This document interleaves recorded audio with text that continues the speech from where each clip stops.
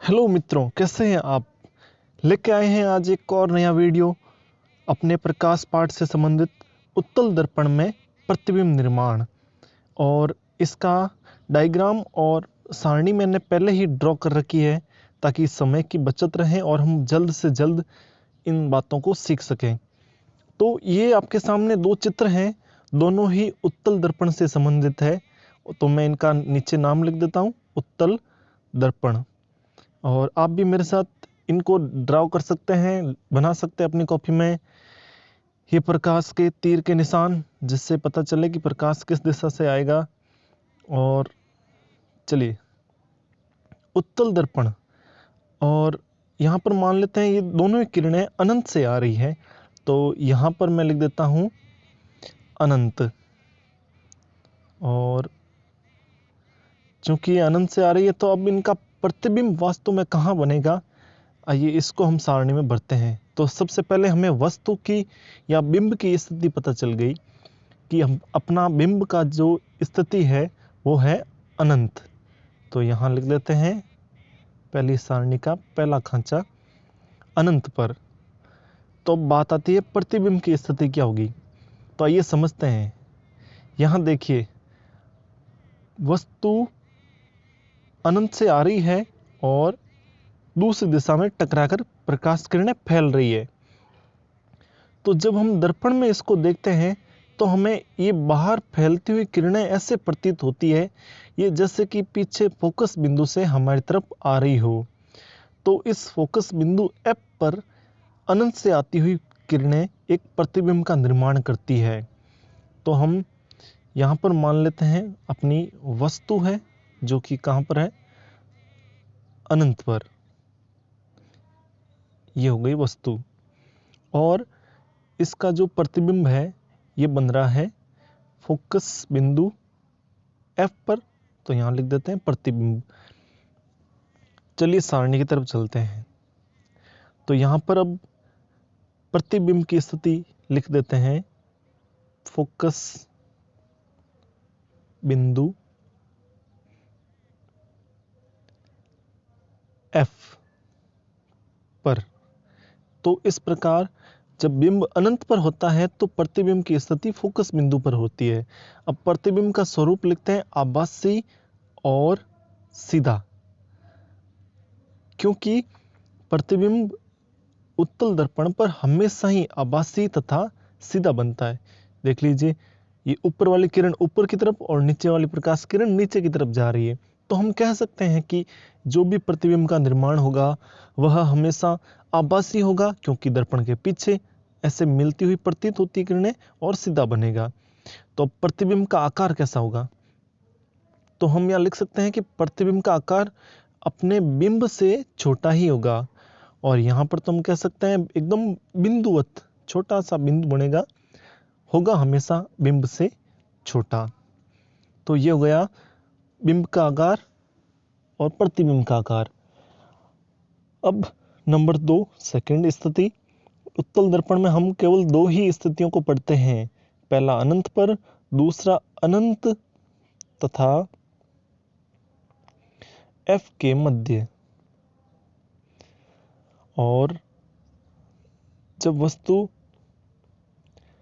अनंत और F वास्तव में अनंत और ध्रुव के मध्य हो सकती है, कहीं भी हो, O से लेकर अनंत के बीच में।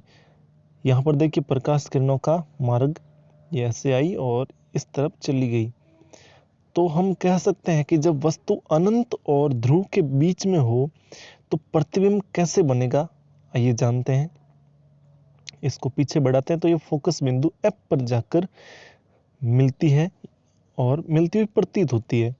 उसी प्रकार ये प्रकाश किरण भी पीछे की तरफ अगर डॉट डॉट करके बढ़ाएं तो एक इनका क्रॉस बिंदु मिलता है, जहां पर ये किरणें आपस में टकराती है।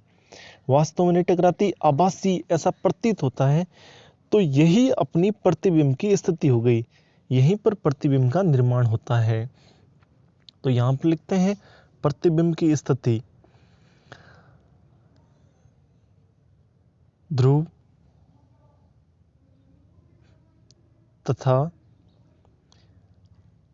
F के मध्य,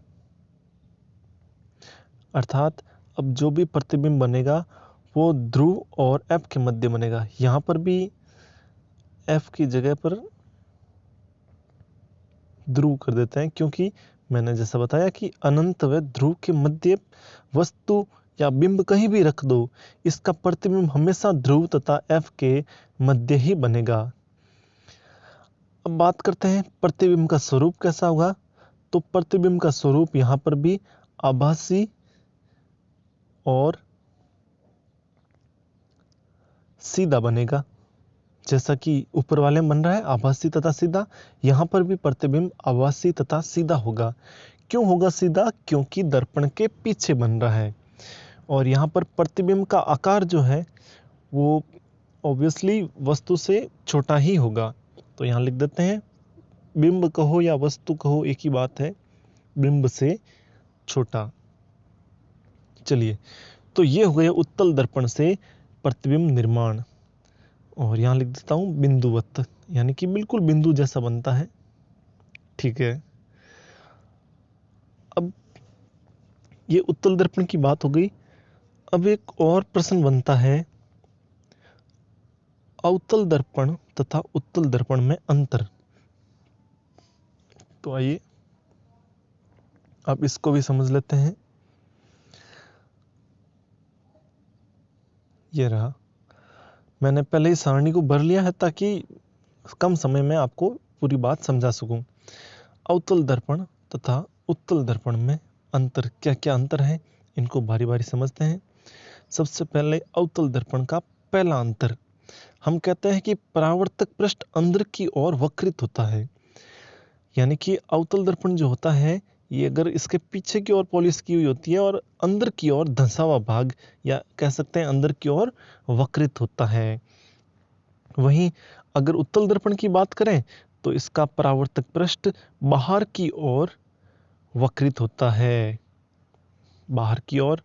यानी कि अभी आपने जो उत्तल दर्पण के चित्र देखे, आपने देखा होगा कि पीछे वाले धंसे हुए भाग पर पॉलिश थी। दूसरा कहता है कि परावर्तन के बाद प्रकाश एक निश्चित दिशा में लौट जाता है। ये देखिए कुछ इस प्रकार, यहाँ प्रकाश आया ऊपर चला गया और ऊपर वाला प्रकाश नीचे की तरफ। तो दूसरा अंतर यही है कि एक निश्चित दिशा में लौटता है और केंद्रित होता है, जबकि उत्तल दर्पण में यह प्रकाश फैल जाता है। तीसरा अंतर कहता है कि इसमें वास्तविक तथा आभासी प्रतिबिंब बनता है, जबकि उत्तल दर्पण में केवल आभासी प्रतिबिंब बनता है। हमने अभी दो सारणियों में देखा है, अवतल दर्पण में सारे ही कैसे थे, वास्तविक। और चौथा अंतर है कि इसमें प्रतिबिंब वस्तु से बड़ा, छोटा या बराबर हो सकता है, जबकि उत्तल दर्पण में बिंब से हमेशा प्रतिबिंब छोटा ही रहेगा, जैसा कि अभी उदाहरण में देखा था। तो ये मुख्यतः चार अंतर हो गए अवतल और उत्तल दर्पण से संबंधित। आप यहाँ पर पॉज करके स्क्रीनशॉट ले सकते हैं इसका। और यहाँ पर अनंत पर और अनंत व ध्रुव के मध्य हमने दर्पण के प्रतिबिंब निर्माण समझे। Thanks for watching. मिलते हैं नेक्स्ट वीडियो में। बने रहिए एमसी साइंस के साथ।